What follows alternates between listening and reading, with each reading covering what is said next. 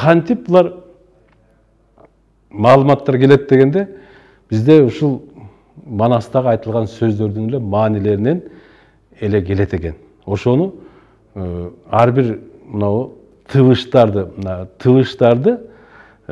маанилерин башталышын алып туруп, анан кийин ошону ирети менен тизе баштаганда ушул ар түркүн маанилүү сөздөр чыгат экен да. Ошол солдон оңдон окусаң бир маани, оңдон солдон окусаң экинчи маани, кээде ошонун мындай жообун берген дагы ушундай сөздөр бар экен да. Бул кыргыз элинин өзгөчөлүгү, улуулугу, анан башкалардан бөлүнүп турганы, анан бул бардык нерсенин ушул иреттерден башталган ушуларга далил болот деп эсептейм да. Анан дагы бир мисал үчүн адамдар дагы мына туруктуу өзгөрбөгөн нерселер дагы ошо мындай окусаң дагы тигиндей окусаң да өзгөрбөгөн мындай сөздөр бар да. Башка адамдардын, башка улуттардын мындай сөздөрүн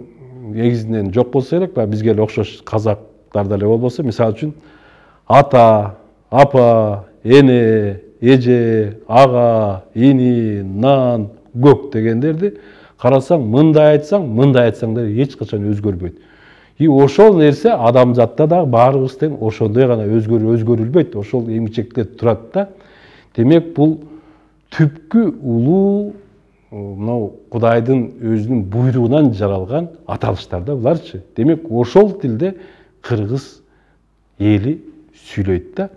Мына бул жөнөк мындай эле нерсе айткан нерсе. Ал эми мындан башка биз азыр кыргыз тили эң кедей тил, башка тилдерибизге башкалардан алмайынча биз кыргыз тили менен алыс бара албайбыз деген көп жаштарыбыз бар. Жаштар эмес, биз курактуулар деле ошондойлор көп. Себеби бизге окшогондор, мына мен деле Союздун убагында билим алгандардын биримин.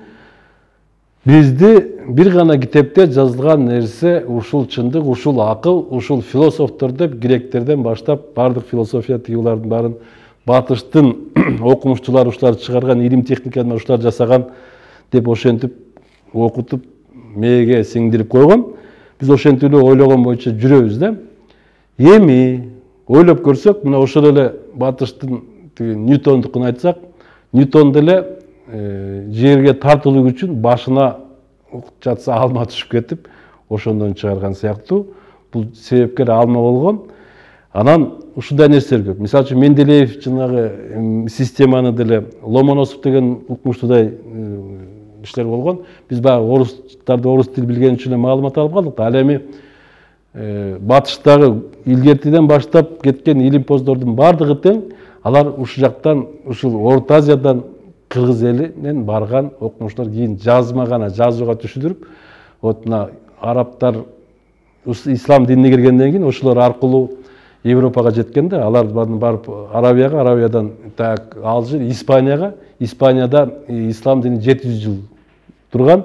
Мына ошондон ары барып анан кийин Европага ошо университеттер болуп, биздин кыргыздын илими, мына Ибн Синаныкы, Аль-Фарабиники, андан башка көп нерселер, мына ошолордун бардыгы ошол биздин кыргыз элинен, ушул Орто Азиядан барган да. Орто Азиянын ичинен ушундай илимге уютулган жер Орто Азиянын ичинде мына биздин Фергана өрөөнүндөгү кыргыздар жашаган тоонун түбүндөгү ыйык жерлер бар. 6-7 азыр мына ислам дининде де башка диндерде пайгамбарлардын көмүлгөн күмбөздөрү бар.